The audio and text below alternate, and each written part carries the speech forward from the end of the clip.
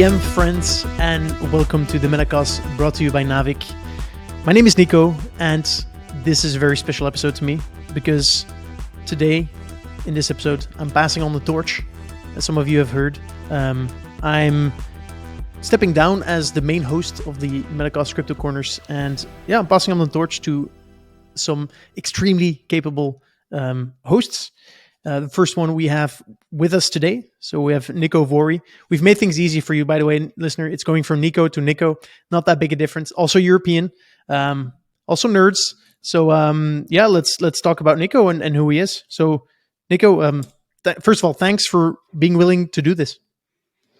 Yeah, my pleasure. It's some big shoes to fill. I've been a long-time listener, big fan of the show, big fan of Naavik and everything that they do. So when I saw that you were stepping down, first I was a little sad about not being able to listen to you on a weekly basis.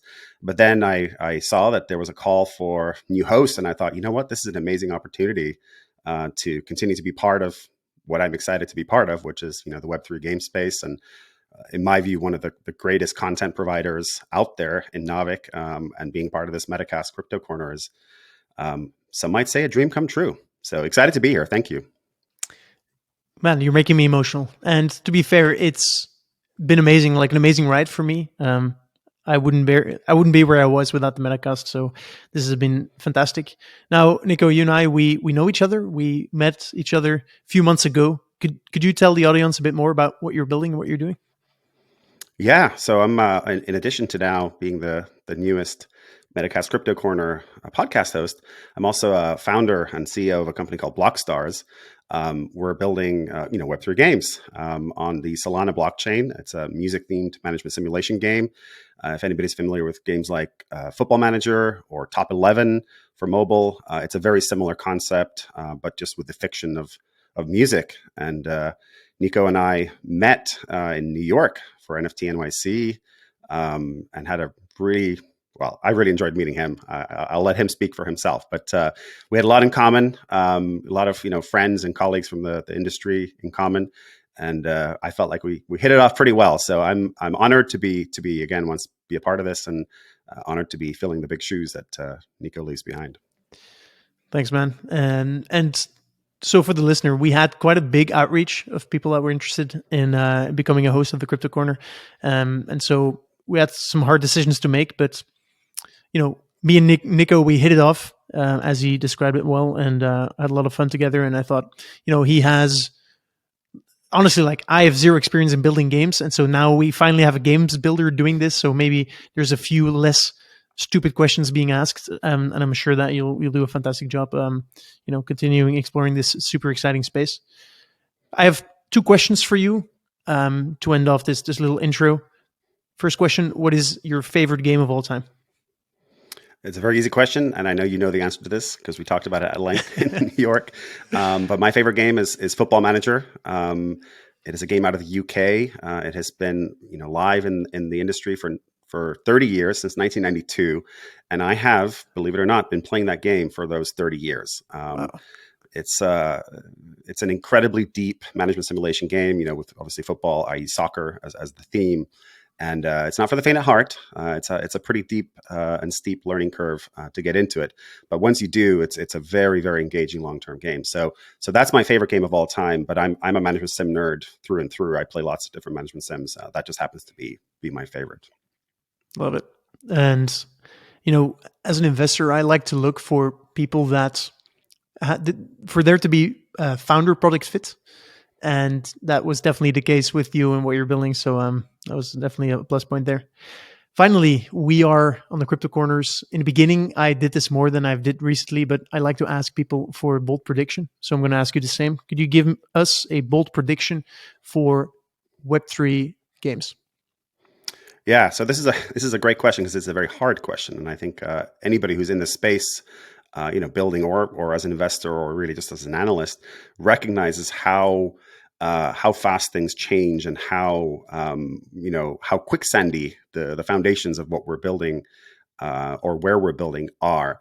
So I think the cop-out answer, I'm going to give you a proper answer, but the cop-out answer is I don't know. And anybody who pretends to know that they know exactly where the space is going over the next 1, 5, certainly 10 years, really, I don't think it can intellectually honestly say that's something they can stand behind very, very confidently.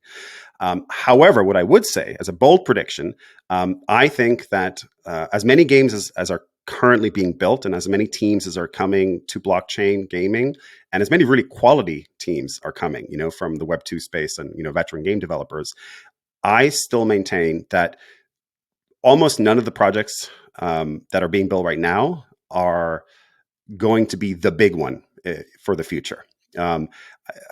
If anybody knows that, so if I may give a little anecdote here. So I used to predict, I've been making games for quite a while now. I got my start at Zynga in 2009. And for the longest time, especially after mobile gaming came out, I used to say, I don't think first-person shooters are going to work on mobile. They're too twitchy. They're too hard to control. The screen is too small. And for many years, I was right. That was my bold prediction. My bold prediction was, I don't think first-person shooters are going to work on mobile. Many had tried, all had failed. And then next thing you know, not that long ago, what do we have? We have Call of Duty. We have Apex Legends. We have PUBG Mobile. We have a plethora of first-person shooters that are absolute blockbusters.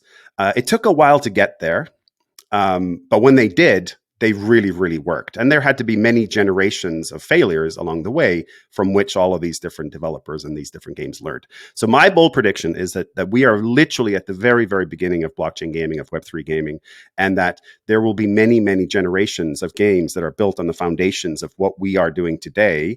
There will be successes, of course, and we hope that we are one of them. But my bold prediction is that it will take a lot of time to hone in on what really works. And it might take several generations before we get to that really big hit and that kind of succession of really big hits. So I hope that answers the question.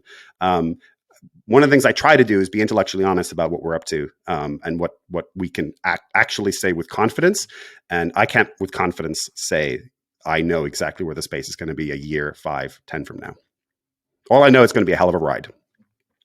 I love that. And I think that intellectual honesty is also important. Being a podcast host, having to talk to different people and try to stay neutral. I haven't always been neutral. It's hard, but yeah, I'm sure that'll be fantastic. Good take, by the way. It's I agree. And honestly, like, this is another discussion, but I struggle to see, at least in the short term, a shooter work with Web3, which is a similar but different discussion as well. In any case, that was good. This is not the last time you'll hear my voice in an intro, because we are actually doing a co-host situation. So Niko is going to be half of the hosting pair of the Metacast Crypto Corner. So there will be 3 or actually 4 hosts. So we have Aaron, Maria, Niko, and then a surprise. We have a pretty good idea about who this is going to be, but it's not 100% confirmed yet. Anyway, so next episode, you will learn more about that person. And in the meantime, I look forward to, I hope, listener, you look forward to the episode that's coming now. And future Niko, take it away. Thank you. And before we go, I just want to say very quickly, again, huge thank you to Niko for everything he's done. He built this from the ground up. We have a huge debt of gratitude for all he's done. Like I said, I genuinely have been a longtime listener. I have followed the journey, and we hope to do justice to the future of this show. And we are definitely looking forward to having you back on in the future as a special guest star. So thank you again. Thank you. Bye. Hello, and welcome to the Metacast Crypto Corner, brought to you by Naavik. I'm your host, Niko Vori.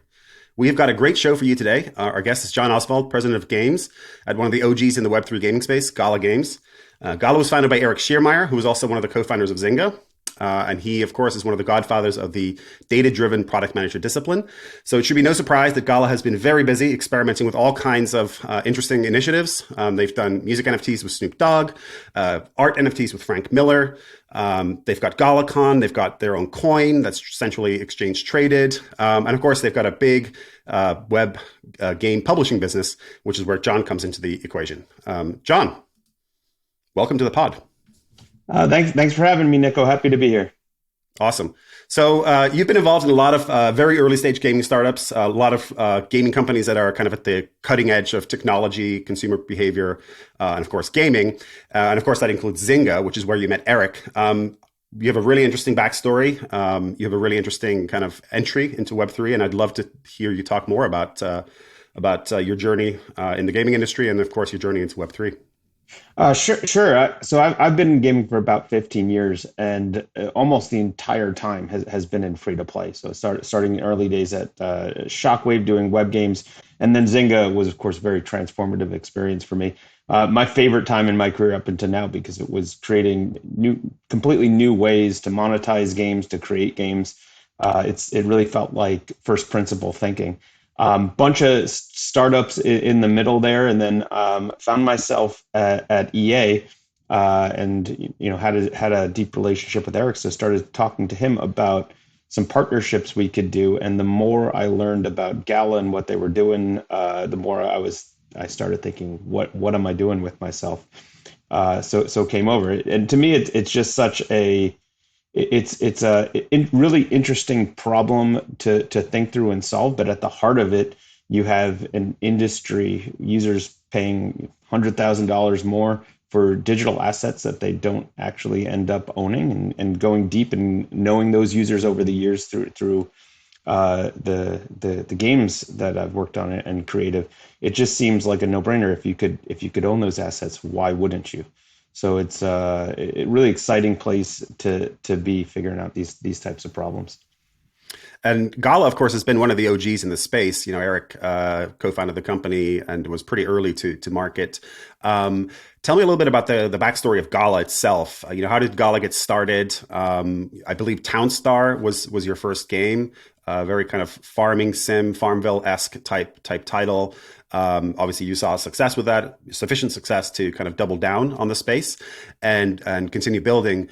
Tell me a little bit about the backstory of how Townstar and Gala Games came to be, and then a little bit about where you guys are right now. Obviously, it's a very different business to to when it started with Sure. so many different initiatives.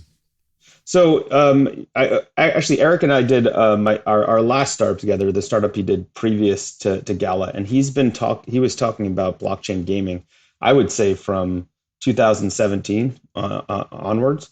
The When he met our other co-founder, is named Wright Thurston. Wright really brought the blockchain tech. Eric had the vision for games as the use case, and that's how Gala started originally. And then Michael McCarthy, who was the creator of Farmville 2 at Zynga, knew Eric from there, and he had a game company set up to do a blockchain game, which is Townstar.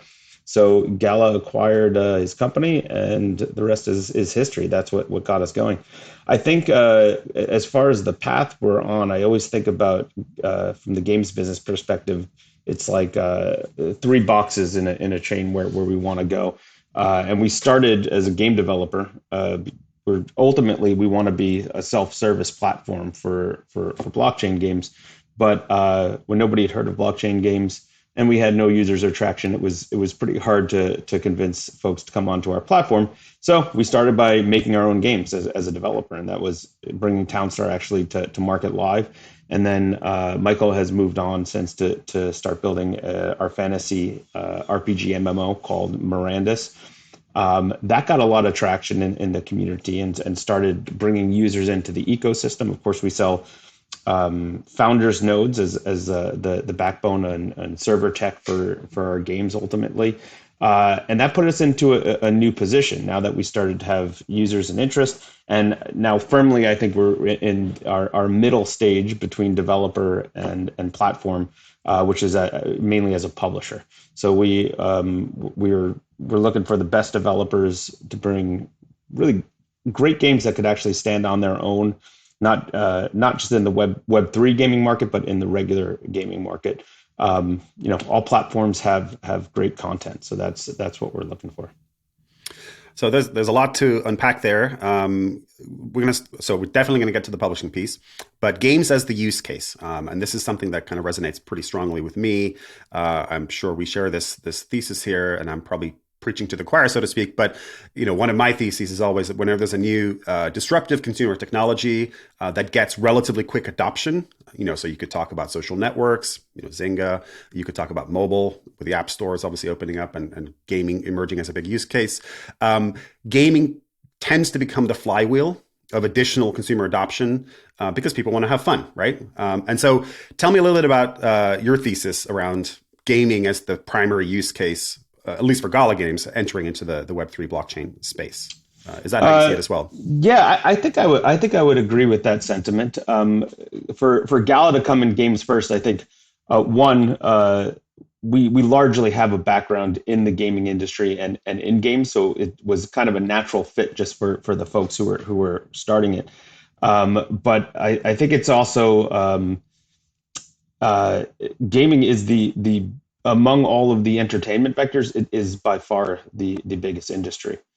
So it's not just wide, but it's really deep in the long tail. All the different types of games you can bring to market, things you could test when you're building games, and then third, among the enormity of the gaming industry, free to play is and mobile mobile free to play are by far the biggest driver.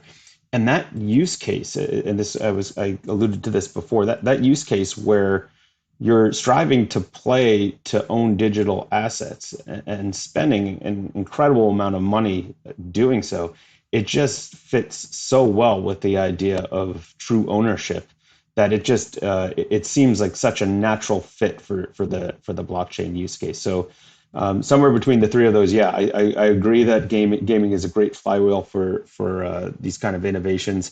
And in this case, it really does seem like the tech of blockchain and games are tailor-made for each other.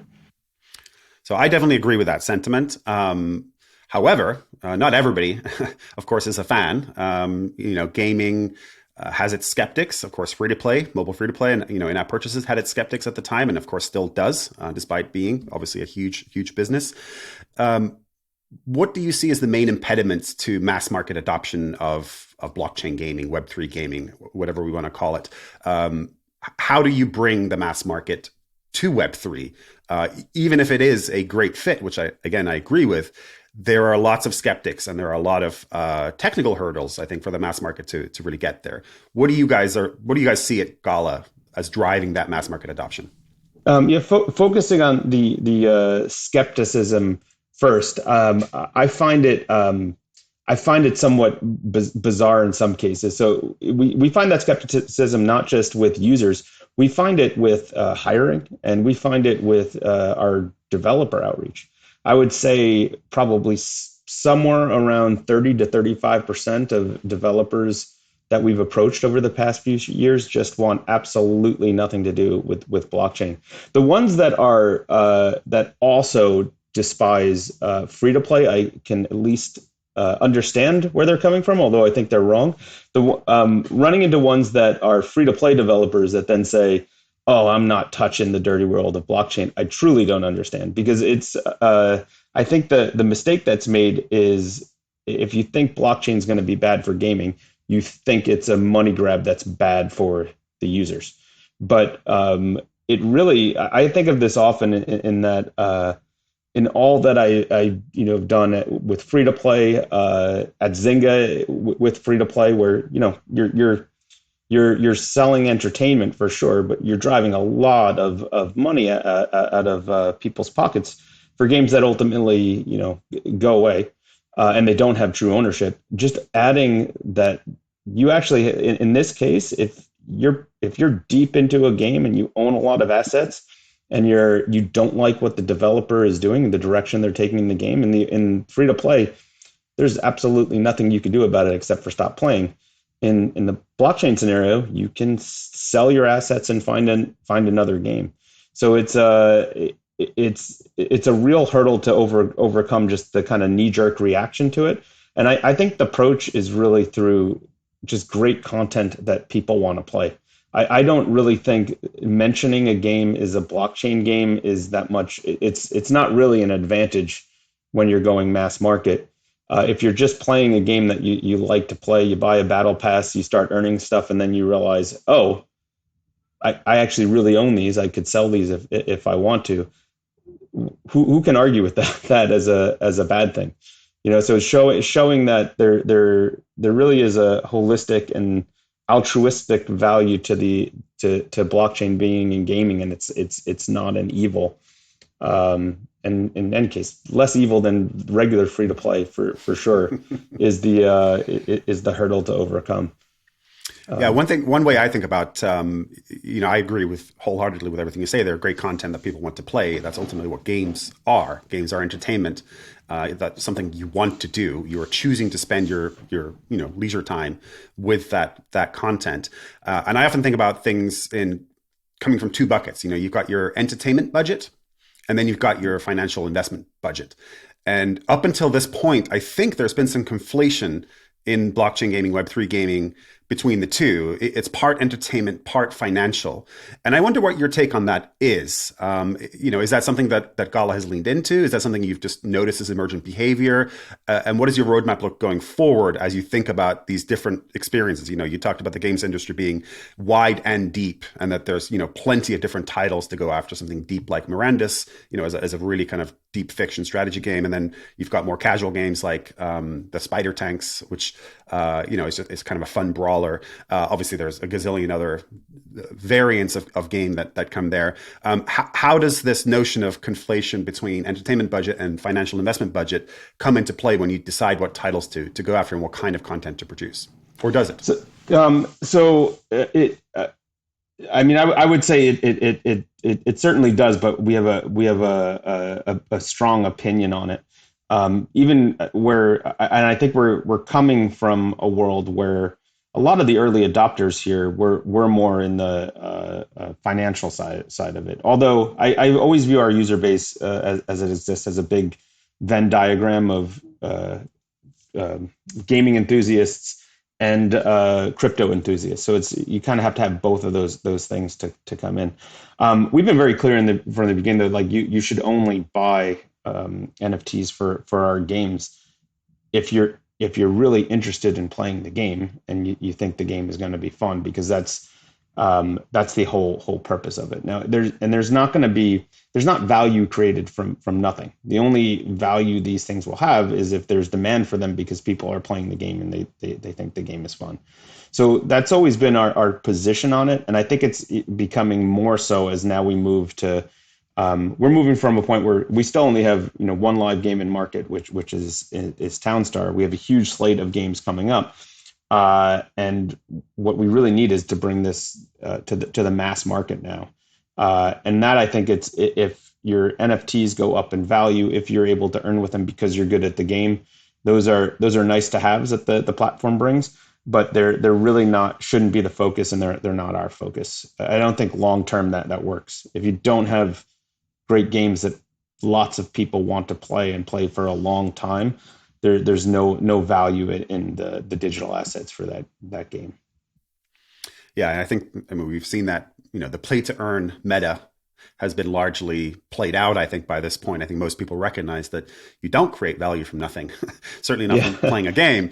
It either comes from incoming players, or it comes from the developers. Somebody has to fund that pot of earning. If it's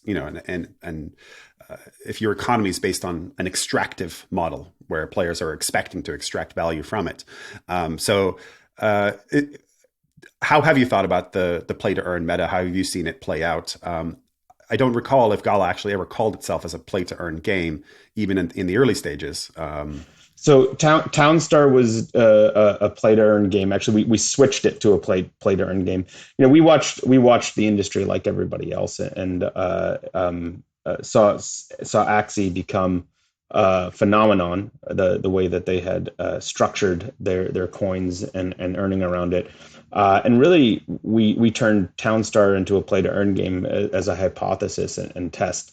And we learned quite a bit from how that test went and from watching what happened with Axie. But I think you're exactly right. Is when you pick apart the Axie model, it was a model where your ability to earn came from new users coming into the system, and there's a word for those kinds of systems that work that way. And when we've built a fairly robust economy team here, and when you break it down that way, there really is no way to just create value from nothing long term. You could do it short term. There can be speculation that can drive a lot of values for users, but long term, it has to be coming from somewhere. I think it affected us that it definitely delayed us a bit, because we essentially we like to test something, find heat, and then double down on it. And we kind of ran the Townstar test with an assumption that, yeah, this is the way to go. So it was really baked into a lot of our models that were more in the play to earn sense. And I think about it now, and watching Axie and the industry of guilds around it, I just kind of want to kick myself. Like, how could anybody ever think this was sustainable? That you could have companies that were based on hiring people just to extract value from your game, and it would be something that you would welcome and want to work with those folks who are really they're just siphoning value out of your system. They're doing the behaviors that you don't want, right? They're just playing the game not because they like it. They're just grinding for cash, increasing the supply and bringing down the whole ecosystem and ruining it for the people that actually like to play the game. So we've really moved away from that play to earn model, leaning way more into playing usually to earn NFTs in the game that continue to enhance the experience. We're playing a lot with battle pass models in our new models, so offering steps up. You could play the game completely for free. You can take the next step up, get a battle pass with a credit card, but you signed up for Gala, you have a wallet, and you can start earning NFTs without having to go through that whole difficult process, of getting a wallet, getting crypto in it, and then purchasing NFTs. And then on the kind of premium side, which is NFT ownership, we are opening up ways to earn in that model, but it's typically going more towards zero sum. What comes into the system goes out, and what the way to actually earn is being great at the game. So if you're really good at the game, if you play a lot, if you have some of the better assets and can compete, those are really the only folks that would be extracting value out. But offering plenty of opportunities for them to put it back into the system to kind of continue, just the way you would in free to play. So it's our models are going way more in that direction now. So you said something that obviously rings very true. Also, as an ex-Zingite here, the ex-Zynga PM, in fact, running Townstar Play to Earn as a test and kind of owning up to the fact, like, hey, this is a test. We're experimenting here. That's very, reminiscent of Zynga, where PMs would be like, okay, we see something interesting. Let's try it out. Let's see how it happens. And then remaining intellectually honest and saying, didn't work, or did work, and then you double down. And it sounds like in this case, you recognize probably fairly quickly that this type of perhaps slightly pyramid-shaped model doesn't necessarily sustain very well. So I want to do a little detour, because this is has been very interesting to me watching from the sidelines, and I want to hear from the inside what you guys are doing in this space. They seem like experiments, but I just want to kind of confirm that that's the case. You've done a lot of other things at Gala that are not just gaming related. You've done music NFTs with Snoop Dogg, right? You're not just doing music NFTs to experiment. Let's do it with Snoop Dogg. Let's do the experiment at the highest level. You did art NFTs with Frank Miller, the legendary graphic novelist, amazing artist. You've done GalaCon, which is an in-person thing, brings the community together, I presume. Gives you a chance to announce things. Galaverse. It's Galaverse. Sorry, Galaverse now. Sorry, not yeah. GalaCon. My bad. Yeah. I know you've got something cryptic about film that you've got on your website that don't exactly know what it is. A lot of experiments, a lot of different initiatives. Obviously, you've got the gaming side, which is still seems to be your bread and butter. How do these experiments all fit together? What are you guys trying to figure out? What are the experiments that you're running here as you do these fairly high-profile experiments with very big names in their respective industries?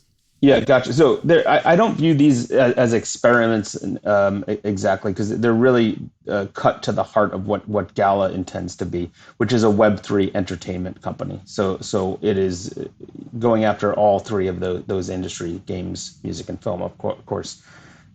Starting with the games area, there's a common theme in here which we consider ourselves a very game developer first company.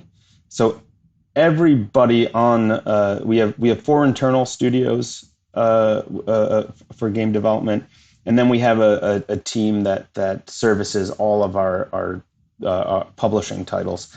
Everybody on that team, I think without fail, has been. Now we're part of a semi-large publisher. We've all been members of even larger publisher organizations, and we've all been startup indie game devs. And that experience, like it's a rough business being a startup game developer. You're usually doing work that you basically want to create your own IP, your own games. You want to work on the games that you want to work on, but often to get there, you end up doing a lot of man work hours. You might take over a game that's 10 years old to run the live services on it and get a tiny rev share on whatever you drive, or you'll do like a port to a different platform. So you end up kind of grinding out this low margin business to try and take a shot that is usually a bet the company shot to bring your own IP to market. So we wanted to break that. So our contracts with developers, I think the quickest one we ever signed from meeting them to signing the contract was 4 days. And it's because the contracts are exceptionally clean. It's we fund development that's recoupable. It's a 50-50 rev share. Developers keep their IP. I think it's a deal that surprises a lot of developers, but it's intended to get the greatest game makers by giving them a bigger piece of what they're making, and it's been very successful for us at attracting some great creators. And at the heart of that is kind of acknowledgement that the industry is a bit broken, that the creators don't get the biggest piece of the pie, and there's leverage there. When we look at film and music, we see a very similar thing, that the creators are really not getting paid, especially on the digital side. So on the music side, you see most artists where they actually make their living is touring, and they get pennies on dollars made by the streaming platforms. So we look at that and think that's something that true digital ownership can solve. So it's kind of attacking it in the same way we attack games, with the same problems to solve. Okay, how do we take this essentially, absolute ownership and apply it to these industries to connect the consumers of the content with the actual creators, and give both of them more of it. So it's deals like we have with Snoop Dogg. I think those are really to bring notoriety to the platform, show that we can work with big artists. Lately, music we've been doing a lot smaller emerging artists, smaller drops, and I think we're really leaning into that direction, bringing emerging artists to market. Instead of just trying to grind it out on SoundCloud, it's a new path for exposure and to monetize their content early in their career. So I think you just more or less answered this question, but I do have a little follow-ons here on this. I was just going to pivot the questioning to the third-party titles that you've got. You have some pretty big names. You alluded to that. You've got Will Wright of The Sims fame. He's working with you. You've got great IP, The Walking Dead, for example. You kind of alluded to your third-party publishing partnership strategy, which is, hey, give more ownership, give more power to the developers. Try and fix this broken model that we all know from the industry is broken. But you must have some evaluation criteria. You can't just publish any old game, right? So how do you evaluate the games, the teams, especially if you're moving as fast as you say you are? With the quickest deal being signed in 4 days. How do you balance the big names who presumably have more expectations of the partnership versus bringing some smaller titles to the platform as well? How many titles do you actually have in development right now, and when are they all coming to market? This is one of my favorite subjects is talking about our portfolio, because I'm quite proud of what we've accomplished. So the portfolio in total, I believe we have 27 games, including our internal developments, in development right now. Those will all come to market over, I think the latest of those will be in 2025. But next year should be a really big year for us. We're aiming to bring 3 games to market this year in Q4. And then next year, we could potentially see a monthly cadence of releases as the games get ready. How we attack that? We a number of ways. Essentially, we did a big genre matrix to look at all of the, what genres of games are popular across all platforms. Where are the biggest opportunities? Where are the most users? And then made sure that we had bets that we really liked in each one of the most important ones. Part of it was evolution over time of just what we could afford, frankly. So some of the games we'll bring to market will be more on the lower budget, smaller mobile side of things. I think our largest committed project though is a 3-year, $75 million budget AAA game. So it grew over time with a couple, really, really big bets that we made on where it really all starts, how we evaluate. It starts with the team, obviously. So the team's track record in genre, how long they've been working together. That goes the longest way in us determining if we think the resulting product will be a success. What have they made before? Another criteria we have in place is that judging how flexible they'll be to work with us on our various roles as we see it as a publisher. Traditional publishers is just doing UA or they have distribution. Our partnership for third party titles, it's kind of like a marriage. We spend a lot of time with the teams because we lay out the strategy for how NFTs should work in the game and in the genre. We do the tokenomic models. If there's a coin in the game, we develop all that stuff. So how willing the team is to be flexible and work with those kinds of new ideas is a big thing for us. And it's ranged from in the worst cases, it's kind of like we have to do everything. In the best cases, we kind of lay out the pillars, and some of the teams have come back and surprised us with the innovative thinking they have around it, because really they know the games more deeply than we do. So it's been a kind of evolution of what we could afford. Over time, I think we met more and more experienced teams wanting to work with us. So the budgets got bigger over time. So I think what you'll see as our games come out is the games will kind of get bigger and bigger and more robust in how long they've been worked on. So it's great to work with great teams and obviously bring out great content, and that's probably the best way to make those bets. But of course, another challenge with bringing any game to market, never mind a blockchain / Web3 game that has all the hurdles and kind of conception problems that they have is of course distribution. Now you obviously have a pretty decent audience size of your own. I think on your website you cite 1.2 million MAU, which is obviously amazing and huge, certainly by Web3 standards, but by traditional gaming standards, that's not there yet, right? One thing you recently announced was a partnership with the Epic Store, which I think is very interesting. That you're bringing Grit, I believe it's a Western themed kind of open world ride or die type game, to the Epic Store. And of course, Epic has 200 million players. That's obviously a huge audience, a huge opportunity to bring something to the mass market. What are your expectations for Grit? What does success look like? How are you thinking about it internally? And how is Epic viewing a deal like this? Epic is probably one of the first big platform players with a big audience that's taking a chance, so to speak, with Web3, with blockchain, which is great, which is obviously is what we as an industry all need. But how are you guys thinking about this deal, and how is Epic thinking about it? I mean, for us, it's tremendous to have one of the big distribution platforms raise their hand and say, we recognize that there's no boogeyman here. There's just extra value and a different model behind these games. They're just games. You when they're on Epic, you just download them and play them like you would any other game.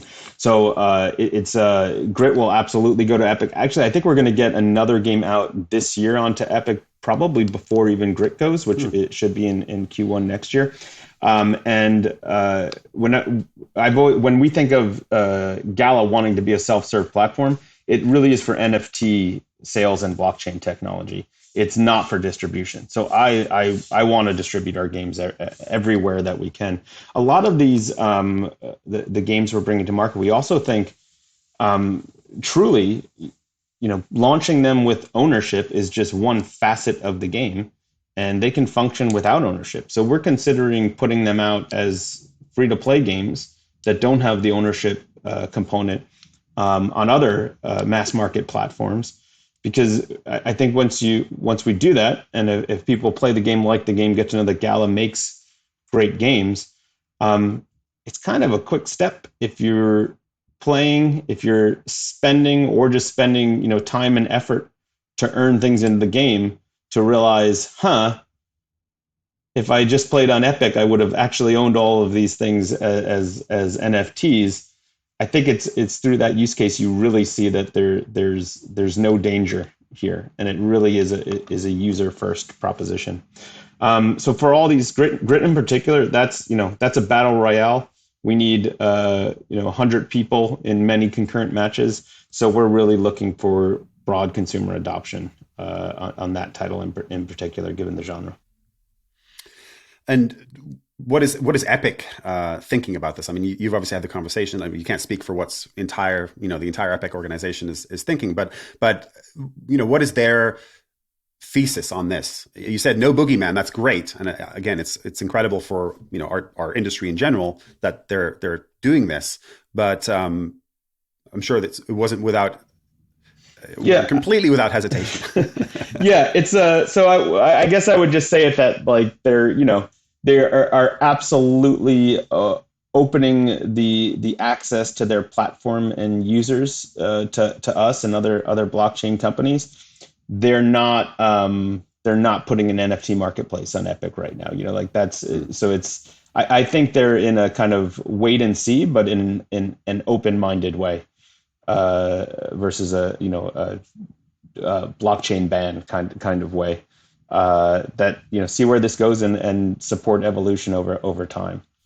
I personally expect all the platforms to open up to blockchain as this message gets through. And actually, I think Axie was pretty damaging to that, because I think a lot of them saw play to earn and were like, oh, this could be interesting. We see real adoption here. Oh, people are making money in developing parts of the world. And then the absolute collapse of it, I think they've kind of said, oh, well, let's let them figure that out a bit, and then maybe we'll come back around. But the model we're proposing, it's really you just get to own the things that you earn playing the game anyway. And I think once that gets seen, it's going to go on all platforms: Apple, Google, Xbox, PlayStation. I think it will just be. It's just a different database in the end, right? There's no reason to ban it. So you are definitely preaching to the choir here. Me being the choir of many, believe this strongly and firmly in my own heart as well. Still some work to do, of course. Axia and some other titles have definitely. Again, I don't fault Axia for it because they were experimenting too. Absolutely, yeah. No, they were trailblazers. They were front runners. They did, in some ways, did a massive favor by kickstarting this space, and then certainly there are cases to be made that it has perhaps now slowed adoption in some ways. One thing I always draw a distinction with, which is it's hard for anybody, I think, or at least it's hard for me to imagine how anybody disagrees with the notion of owning your digital assets. And I know that you've been putting a lot of emphasis on that, and I know Gala puts a lot of emphasis on that. There is a second aspect which you've touched on, but I want to go a little deeper on now, is the notion of a tokenized economy. And having on-chain coins that you can trade either on a centralized exchange or a DEX, and essentially, whether you're planning for it or not as a developer, extract value. And it might not be a lot of value. It might be a lot of value but extract value from this open economy. How are you guys? You've got lots of titles. You said 27 games total, including your own titles in development. How are you thinking about the economy itself, putting aside the NFTs and the ownership of your digital assets that you can take from game to game or sell or trade or gift? How do you think about the token itself or the fungible tokens that are actually powering the in-game economy? Because they're quite different in my mind. Yeah, I agree. They're very different to us too. So we are again towards the spirit that we run the business, which is hypothesis, experiment, and see how it works. Having the game's coin currency be on the blockchain, it's just another test because all these games have currencies right now. Like most games will have a free to play. You'll have a premium currency and a not premium currency that you can earn. So just testing how it would work for an economy. If you said, okay, you know what, that's actual real money too. So that money that is used to run the game's economy, we'll give you ownership of that too. And I think of it more within this test. Our business is first-party NFT sales for our games that we charge, Gala, ETH, a couple other currencies for. When I think of the game currencies, if I think of it more like it's like the oil that makes this engine run. It's for the user base. It's to be used in the game primarily to run the game economy. And if users want to earn, or if they want to leave the game, they have both their currency and their NFTs. They have ownership of both those things to leave. But I really think of it more like that. It's like it's oil in the engine for the users that are actually using it. And we get to sell gasoline if that whole system works in a sustainable way. And the economies that we've designed now, they really focus on sustainability, supply only increasing if usage and users increase in the game. So if the economy is naturally supposed to grow, then the supply will grow, but it's growing because the coin is actually being used. That's the only way it really grows. So we don't really think of those as like that's a big revenue opportunity for us. It's more of a test for how an ecosystem could work like that, and what would that do to the overall game's success. And given you have so many different games, do you have any games that share a currency at the moment, or are they're all open, but they're all open separately? A couple of them in plan will actually use Gala, so we're not planning a coin for every single game. For the ones that we're planning for a coin for, they're not interoperable. They're only used to buy assets in NFTs for that game, or consumables, or be spent within that one game economy. Gotcha. And was that a conscious choice, or did you consider experimenting, having, I don't know if they still have plans for this, but Animoca had at one point, they had I can't remember the name of the other one, but one was called Rev, REVV, and it was going to be a token that was shared across all their motor racing games that were built for Web3.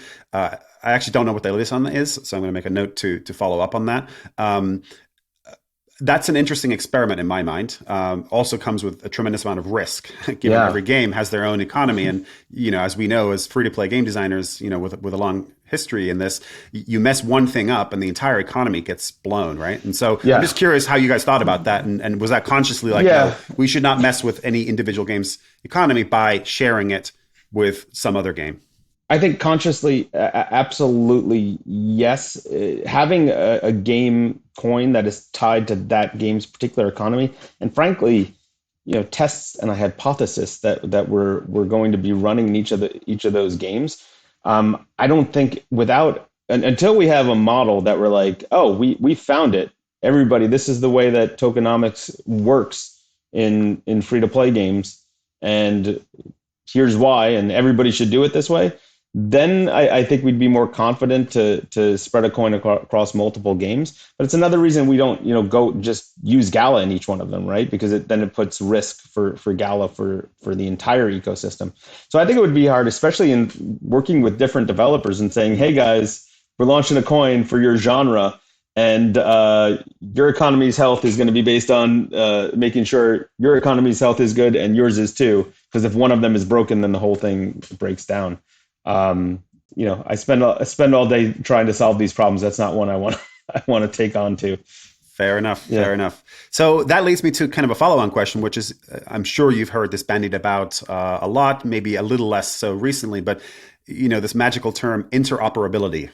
Now that means a lot of different things to different people. It doesn't necessarily mean that you've got to share, currencies, but even like taking your NFTs from one game to another, taking even your avatar, even if it's not a game and it's just an open kind of metaverse experience where you can take a 3D avatar from one to the other. How are you guys thinking about interoperability, especially given that you actually have a pretty good front row seat, given you see all these different games that are essentially in your ecosystem? Everybody loves that word. Love it. Everybody loves it. Our whole company loves it too.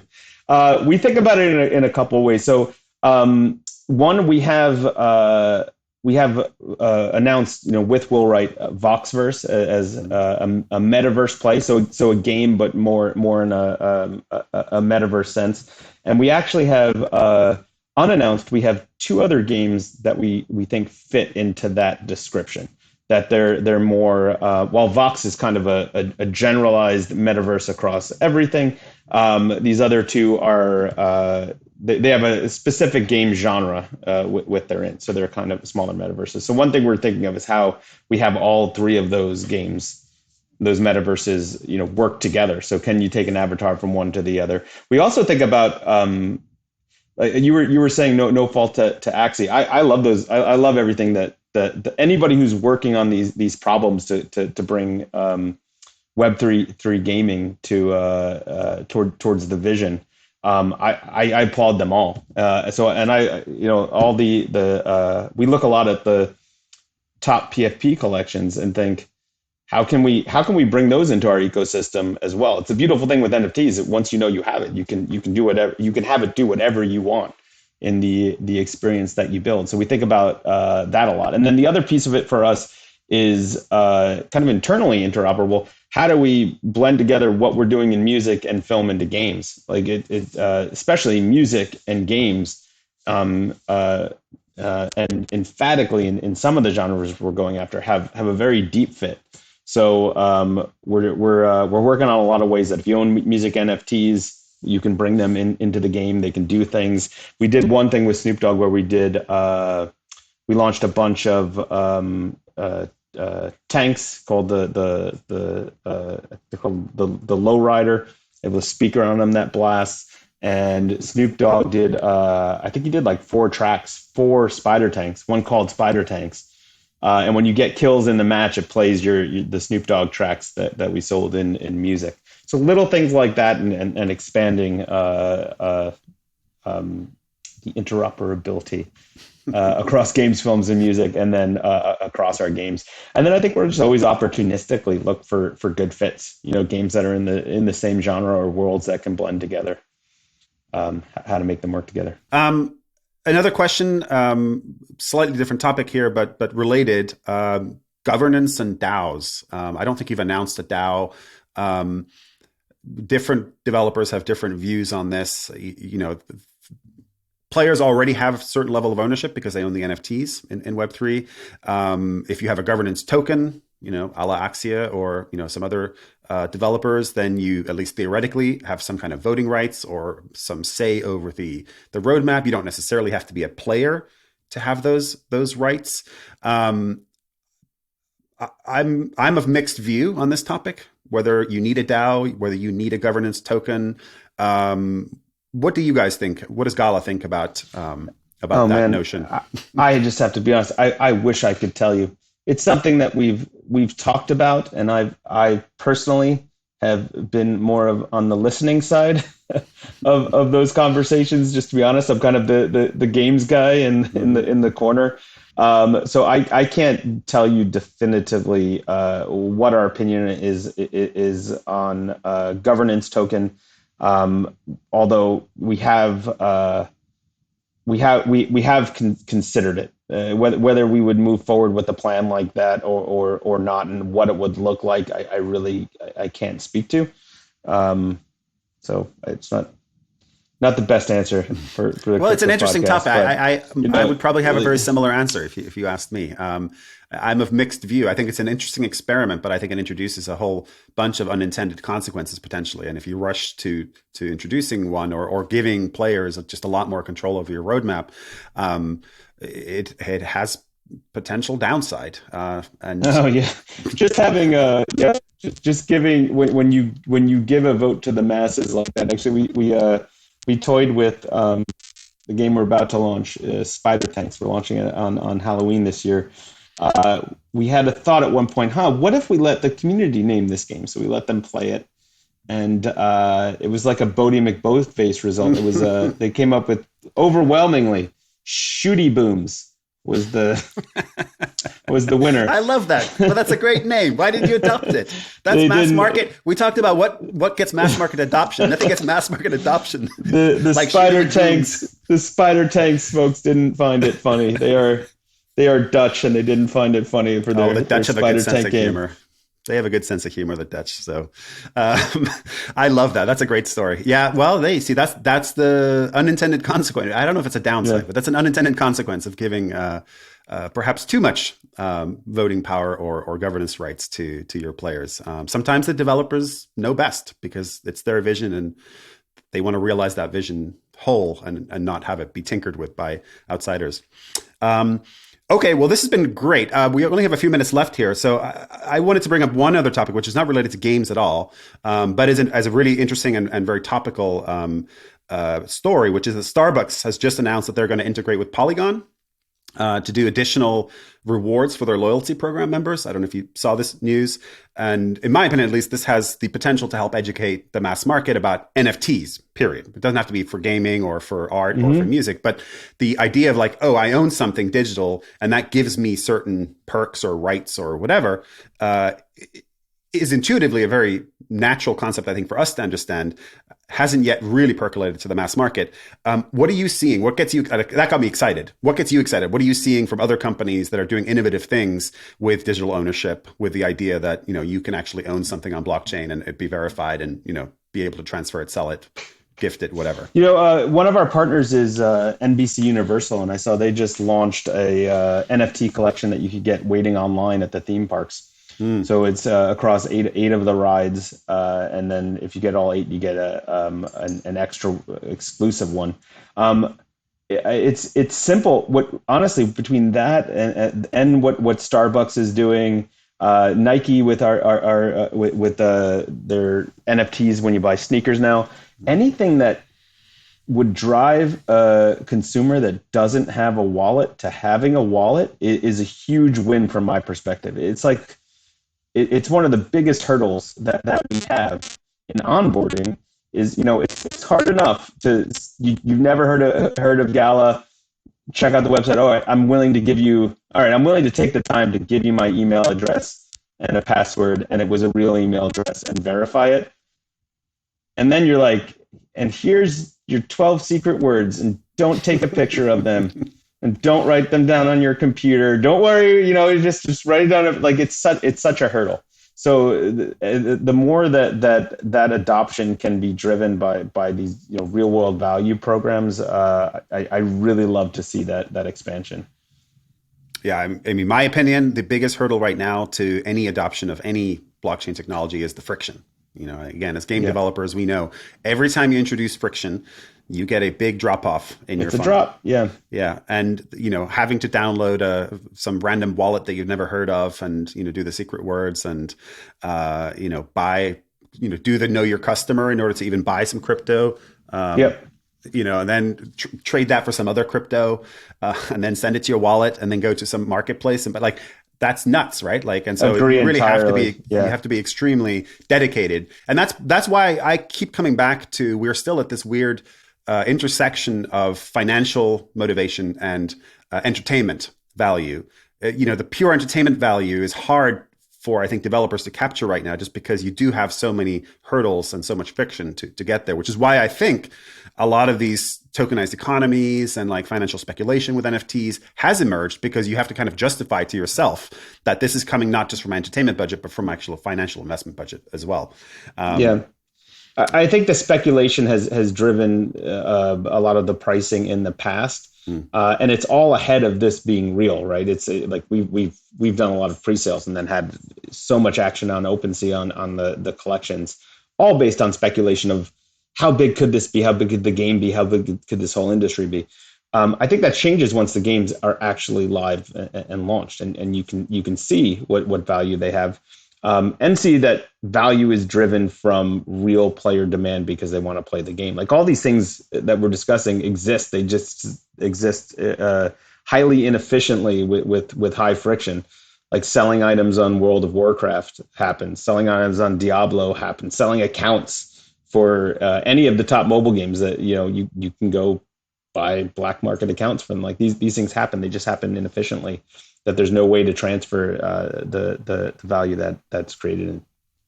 Yeah, 100%. Okay, so let's wrap up here.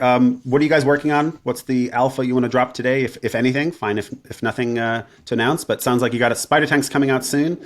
We're really focused on.